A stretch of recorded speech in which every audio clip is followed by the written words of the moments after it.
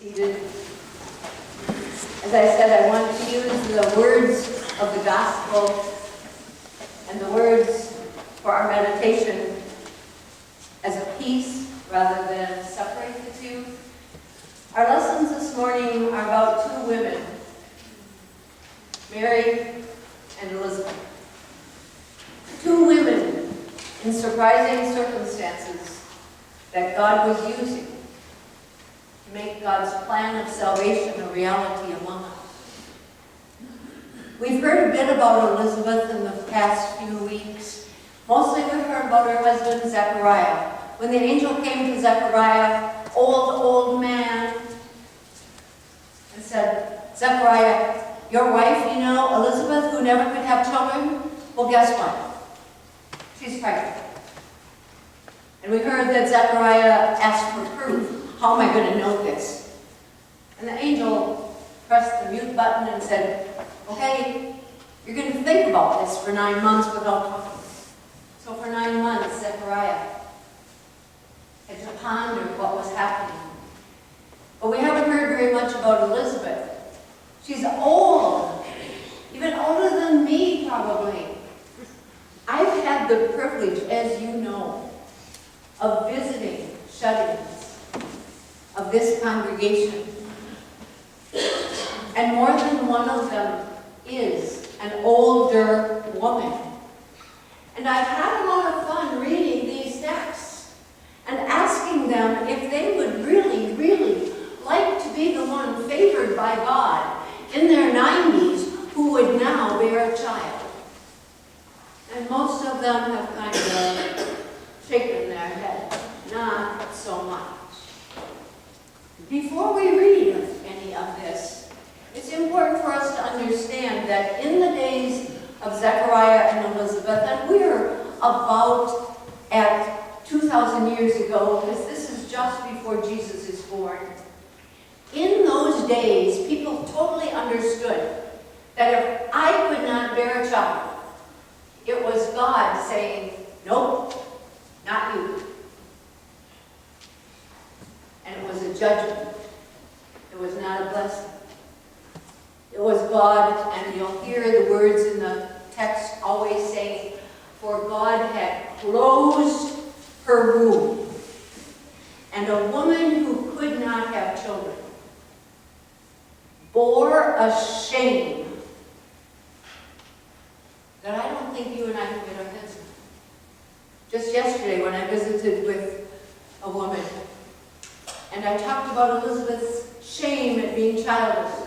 She said, yeah, but it wasn't her fault. She shouldn't have been embarrassed. Well, we're in 2015, so we think differently. But for Elizabeth, it was the epitome of shame that God had not blessed her and Zechariah with children. So when the angel comes to Zechariah and says, you're about to be a daddy. And we think of what this must have been for Elizabeth. Well, we're not going to read it today, but the text is clear. Elizabeth went into seclusion for 5 months and saw no one. We can only guess at what her seclusion, what her thoughts were, what was happening for her inside of this. But by the time Elizabeth gets to the 6th month of her pregnancy, now she gets a visitor. And the visitor is Mary. Mary has already been visited by the angel. And if you notice, whenever the angel shows up, something is happening in the person who's receiving the angel that causes the angel to say, oh, don't be afraid. Don't be afraid. This is good news. So we read in the 39th verse of the 1st chapter of Luke. In those days, Mary set out and went with haste to a Judean town in the hill country, where she entered the house of Zechariah and greeted Elizabeth. When Elizabeth heard Mary's greeting, the child in her womb leaped, and Elizabeth was filled with the Holy Spirit and exclaimed with a loud cry, blessed are you among women, blessed is the fruit of your womb. And why has this happened to me, that the mother of my Lord comes to me? For as soon as I heard the sound of your greeting, the child in my womb leaped for joy. And blessed is she who believed that there would be a fulfillment of what was spoken to her by the Lord.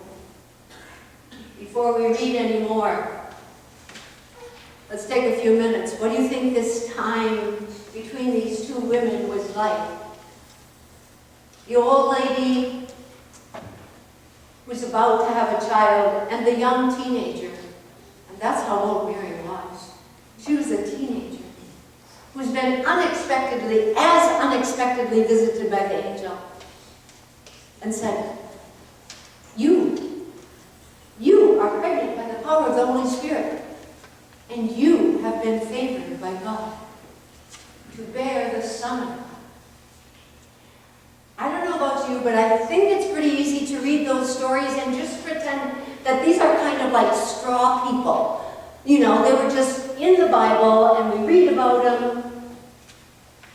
But when I talked with my confirmation girls and boys about what it might have meant for Mary and for Joseph to be told that Mary was pregnant and they were not married, we have a better understanding that some of these things that God does among us and God brings into our lives, some of these things are not so easy. I don't think it was easy for Mary. We have the wonderful tableau of Mary and Joseph and the beautiful baby. But we have to remember these are real people. These were people who struggled with, what is God doing? Why me? Good and or bad? Why me? And how do I live this out? At the very least, we have to stop and pause.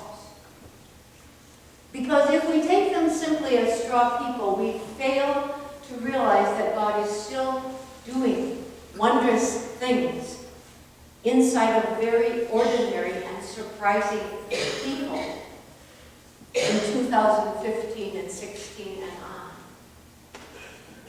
We have to stop and realize that when Mary and Elizabeth met each other, it was an incredible support for one another. And Mary stayed for 3 months with Elizabeth. It doesn't say that she stayed until John the Baptist was born, but it had to be pretty close because Elizabeth was already 6 months, and Mary stays 3 months. And then Mary returns home. Inside of these two stories, I learned something this year as I've been doing these Advent preparations. I always knew that way back in the Old Testament, in the first book of Samuel, there's another old lady named Hannah.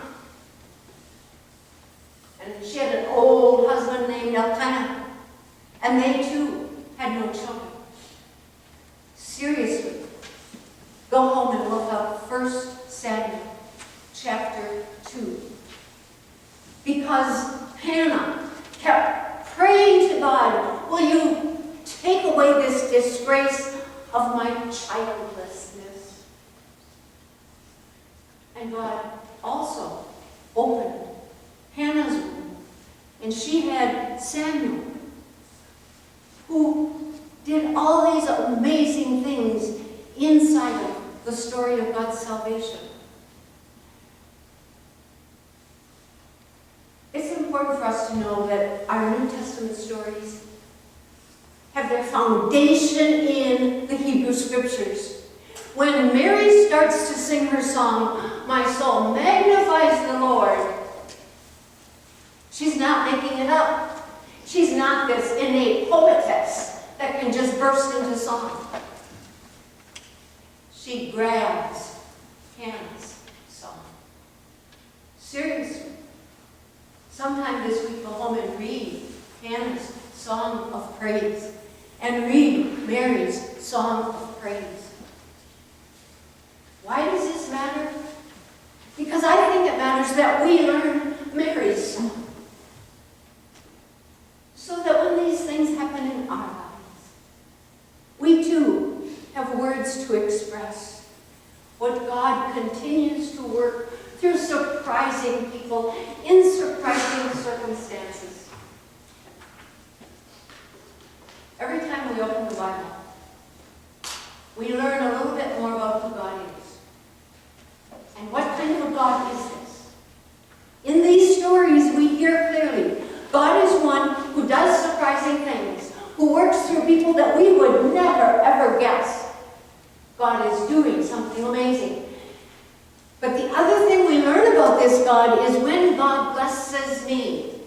When God blessed Mary and Hannah and Elizabeth to take away the shame of childlessness for the old ladies and to give the teenager an amazing gift. When God does this individually, God has only one purpose, and that's to bless the entire creation. This God whom we trust, whom we worship, never does it just for me. Never. Anything that God does to you, through you, is always for the good of all people. So this is the God that we trust. This is the God whom we worship as we come on Christmas Eve to worship this Jesus Christ. I would invite you all to stand and find the place in your text where it is, where the words say, "And Mary said, my soul magnifies the Lord." Let's stand and read Mary's song together. My soul magnifies the Lord, and my spirit rejoices in God my Savior.